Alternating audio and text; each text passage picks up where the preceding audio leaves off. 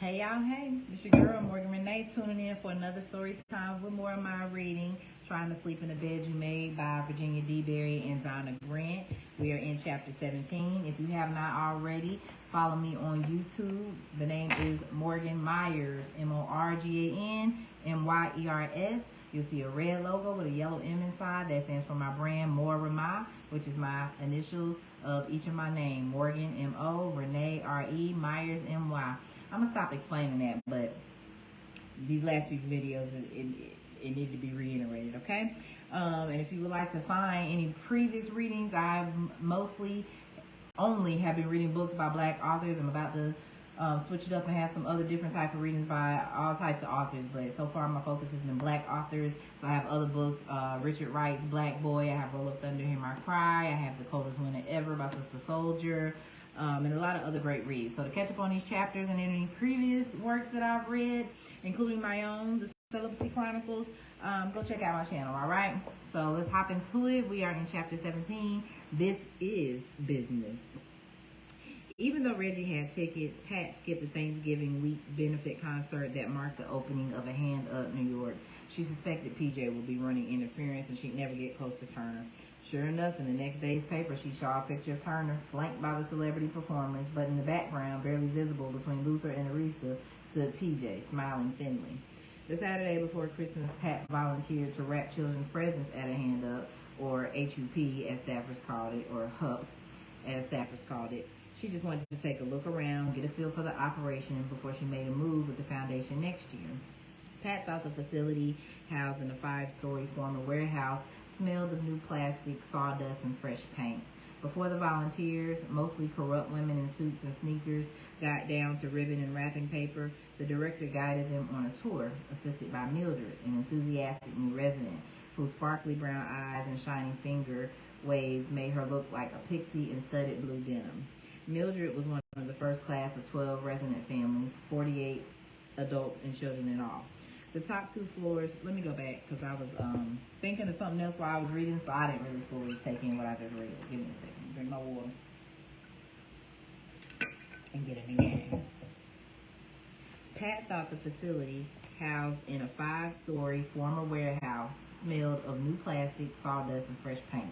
Before the volunteers, mostly corporate women in suits and sneakers, got down to ribbon and wrapping paper, the director guided them on a tour, assisted by Mildred, an enthusiastic new resident whose sparkly brown eyes and shining finger waves made her look like a pixie in studded blue denim. Mildred was one of the first class of 12 resident families, 48 adults and children in all. The top 2 floors were divided into 2 and 3 bedroom family suites with all facilities except kitchens. Mildred proudly showed off her apartment. This is about 200 times better than the shithole we were living in, pardon my language. The rooms reminded Pat of dorms, clean, square, and nondescript. Mildred introduced her children, 3 sons who ranged from junior rapper teen to cartoon-watching preschooler. And over there, that's my niece, Darlene, my sister's child.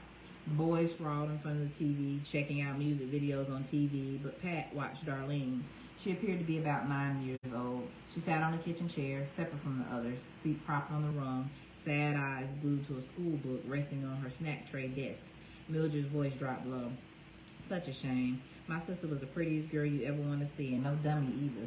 She just played herself cheap. Darlene's daddy snapped his fingers, and she up and left that child to follow after him. Mama had Darlene up till she was 4, but then Mama passed, and she's been with me since. I don't know where my sister is, if she's living or dead.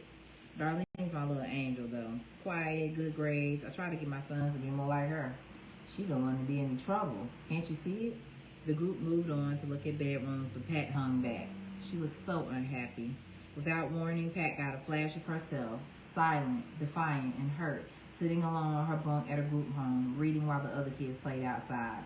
Nobody who knew Pat now would recognize that somber little two-wise face, but the image sneaked up on her, and she blinked back unexpected tears. Pat used to think she was hiding the hurt so that no one would know, but Darlene's sorrow was written all over her face, and Pat realized hers must have been too. Pat sidled over to the girl and spoke softly. "What are you reading?" "Hold on, I think I packed a dictionary, because I've been saying lately I need to have a dictionary when I come across words I don't know." Now, sidled, if I use my context clues, sounds like she may have walked over or swayed over. What did I I do with the dictionary I found? I might have left it back in my other bag. Ah.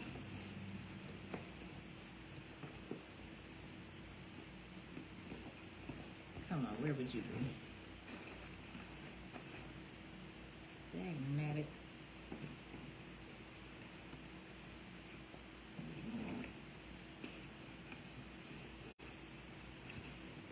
okay, I think I left it in my other bag. Okay, so yeah, we're gonna use context clues. That settled means she walked over there. Pat sidled over to the girl, S-I-D-L-E-D, and spoke softly. What are you reading? Darlene looked up, startled. It's about butterflies. You like butterflies? I never saw one for real, only in pictures. I have to do a science report for school, and butterflies reminded me of the ballerinas I saw on TV once. I thought they were pretty. Darlene's do-it-yourself braids were unraveling. Pat wanted to fix them, but she kept her hands in her pockets. So, you like butterflies and ballerinas. Do you like school? It's okay, Darlene shrugged. It's new, I don't know anybody yet. I changed schools a lot when I was your age. It's hard, but you'll make new friends. I hope so. Darlene was all arms and legs, long and tall like a licorice stick. Keep up with the old ones, too. Sometimes they're the best. I didn't, but it's good advice. Say goodbye to the lady now, Darlene. She has to go, Mildred said. Pat winked. See ya. Bye. Darlene sighed and went back to her book.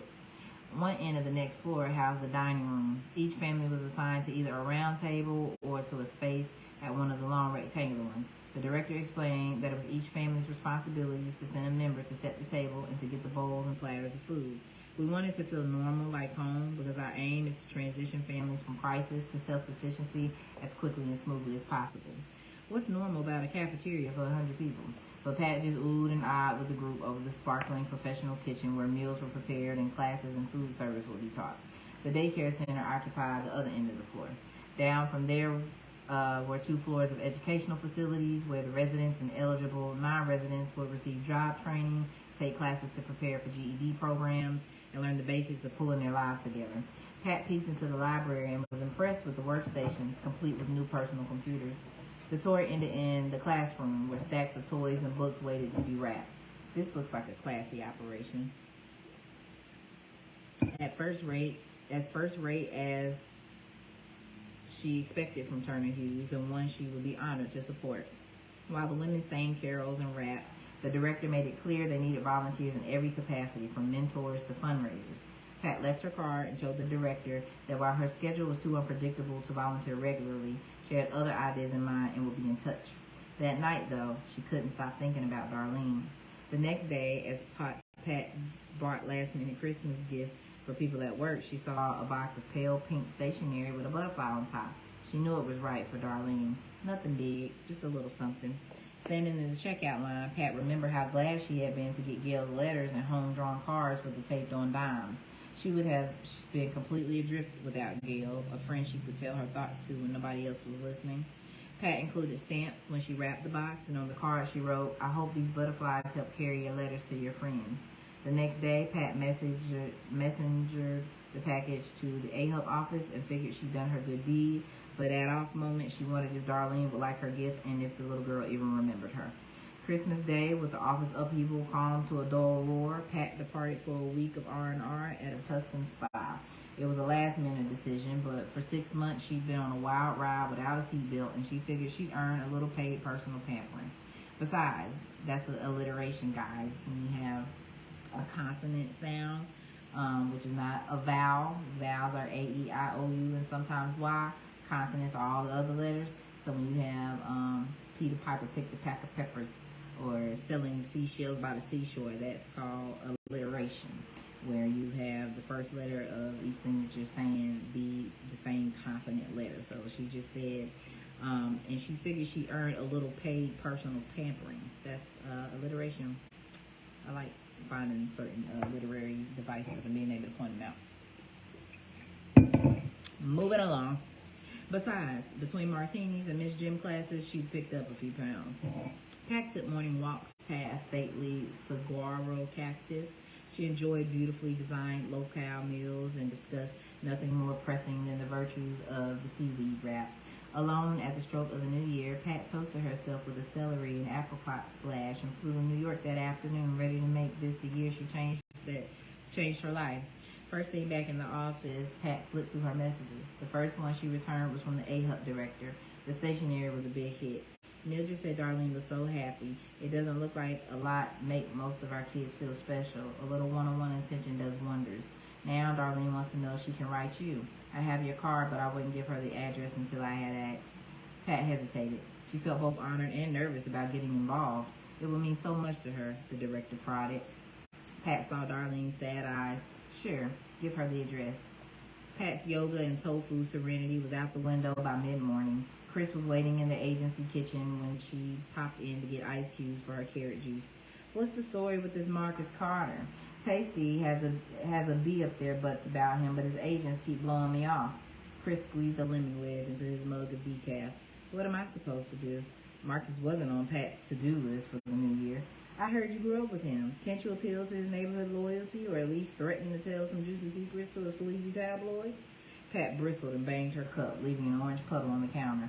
Why would you assume that everybody with a little bit of fame has some skeleton they're hiding? Or a snowy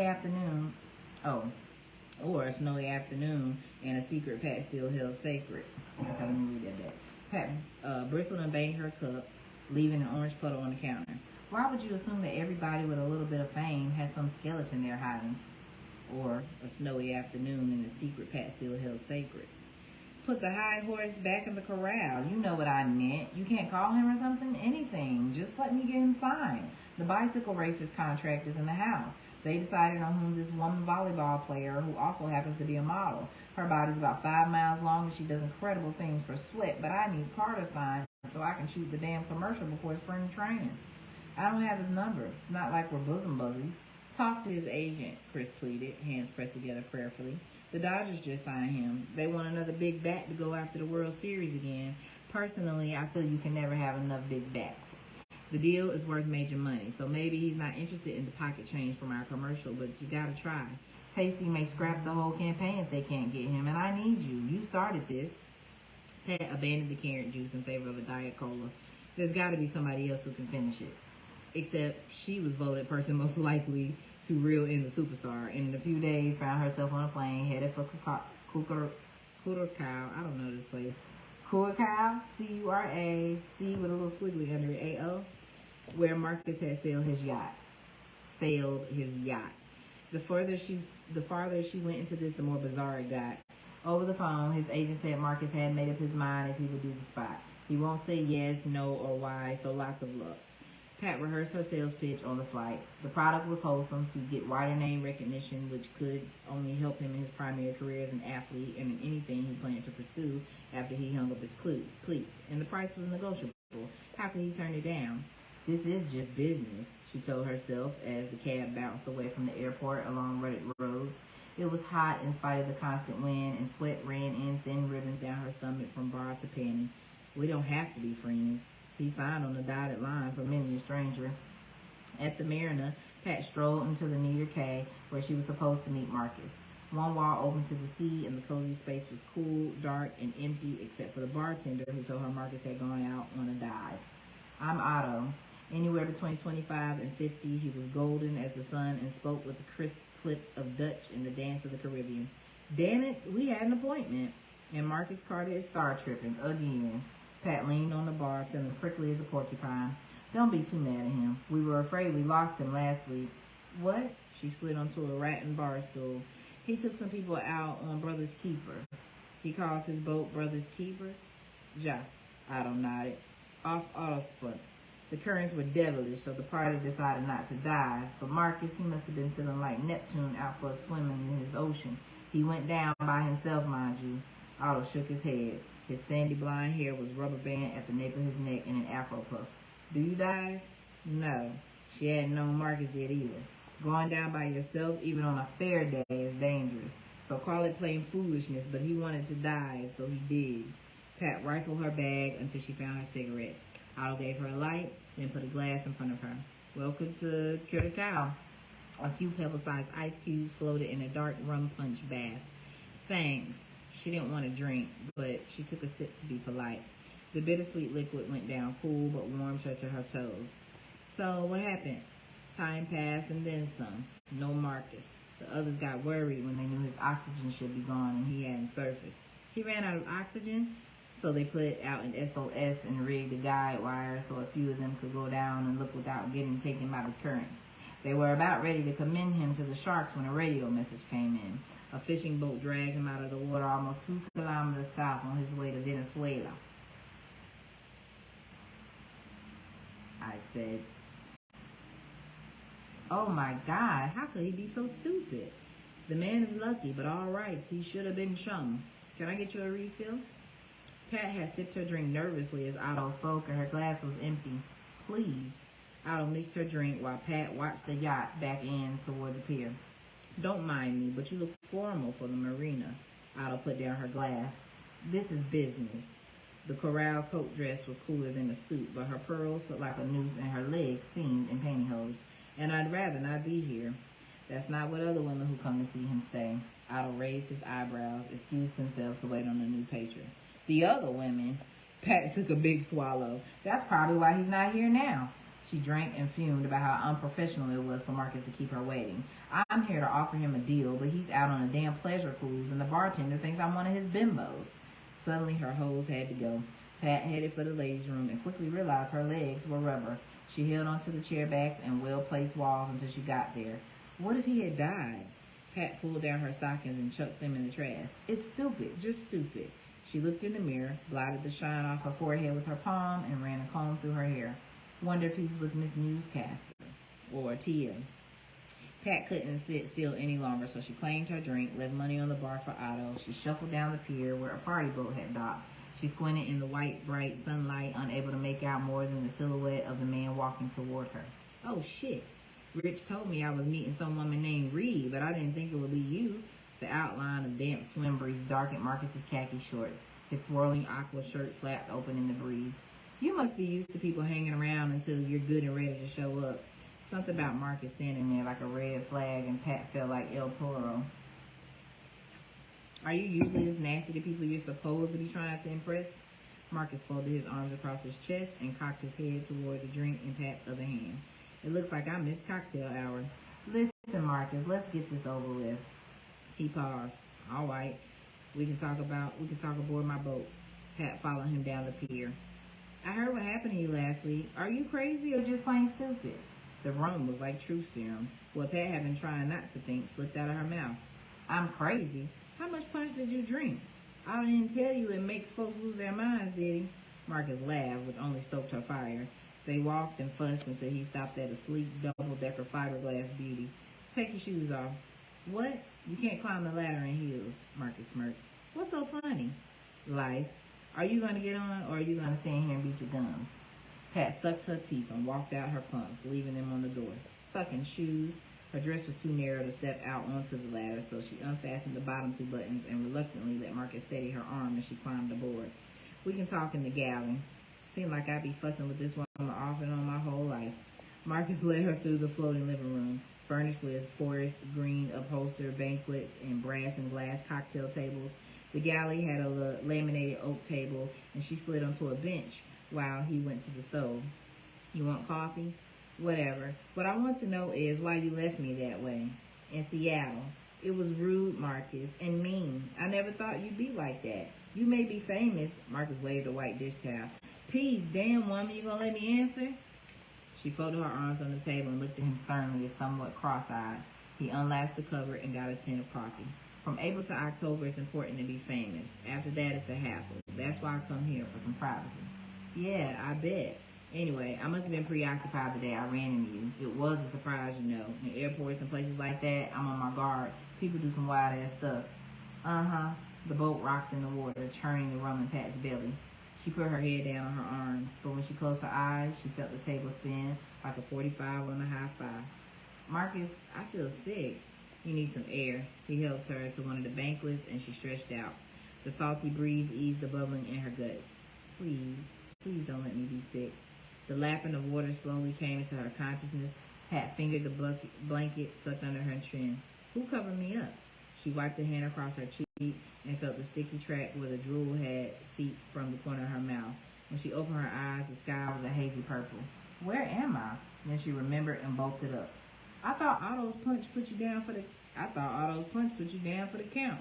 Marcus looked up from the map scattered in front of him on the coffee table. Pat felt like her brains had liquefied. I'm so embarrassed. I don't know where to begin apologizing. My behavior was unprofessional. She licked her fingertip and tried discreetly to remove the dried spit trail from her face. I must look like shit. He put his feet up on the table. Now, do you want coffee? Marcus finally let the grin cross his lips. I've made a complete fool of myself. I should go. She stood and realized she was barefoot. Where are my shoes? You mean the ones you left on the pier? Damn, she muttered. Aren't you going to at least tell me about this commercial? You still want to hear this? That's why you flew down here, isn't it? Point me to a bathroom and then we can talk. This is a boat. It's called the Head and it's up toward the bow on the starboard side. Aye. Pat found the Head, spied herself in the mirror. She looked like a shipwreck and her mouth tasted like bowels water. I've never done anything this stupid, not even close. But whenever Marcus was involved, the world seemed upside down and backwards. She wanted to smoke to settle her nerves, but remembered he hated cigarettes. What did I say to him before? What am I going to tell them at the office? When she got back, coffee was waiting and her shoes were next to her seat. You can save the sales pitch. Rich explained the offer. There's nothing wrong with it. I just don't know if it's what I want to do.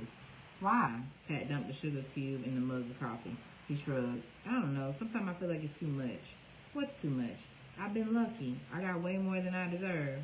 What does that mean? You work hard. You're one of the best at what you do. You should be proud of yourself. Proud. Yeah, right. I'm serious. The team owners must believe you're worth what they pay you. If they don't need the money from the commercial, give it. If you don't need the money from the commercial, give it to charity. That's what Dave Winfield does with his foundation. Tasty's going to pay somebody. It might as well be you. The product's not addictive, doesn't cause cancer or hurt anybody. Marcus stared past her into the night. I guess. Neither spoke for a while. So what do you do for kicks when you're not trying to be shark bait? She had said all she was going to about business. He brightened, and the dimple appeared on his cheek. Yeah, you had a lot to say about my diving, but I do a little this, a little that. Ride horses, water ski, race power boats. Do you do anything slow? No time. Which reminds me, I have an engagement this evening. What's her name? She tried to sound nonchalant, but it still came out testy. It's confidential. Fine. Why should I care?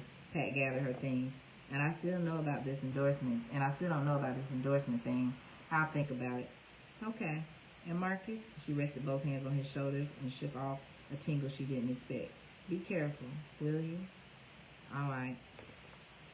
By the time Pat got to the agency, Marcus had agreed to the deal. There were a few details to be ironed out, but there was no mention of Pat's unusual negotiating style. Waiting in her stack of mail was a pink envelope with butterflies on front. The address, written in carefully rounded script, slanted up toward one corner. From the Dear Miss Patricia Reed, the nicest, prettiest lady I ever met, to the very, very, very, very, very truly yours, the letter tugged at an unfamiliar place in Pat's heart. Darlene said she had written two of her friends, and one already wrote back, which made her feel happy. She hoped to see Pat again, but if not, she would always remember her. That night, curled up in bed, Pat wrote back, and she wondered whether Mildred would mind if Pat took Darlene out sometime, maybe to find some real butterflies or ballerinas.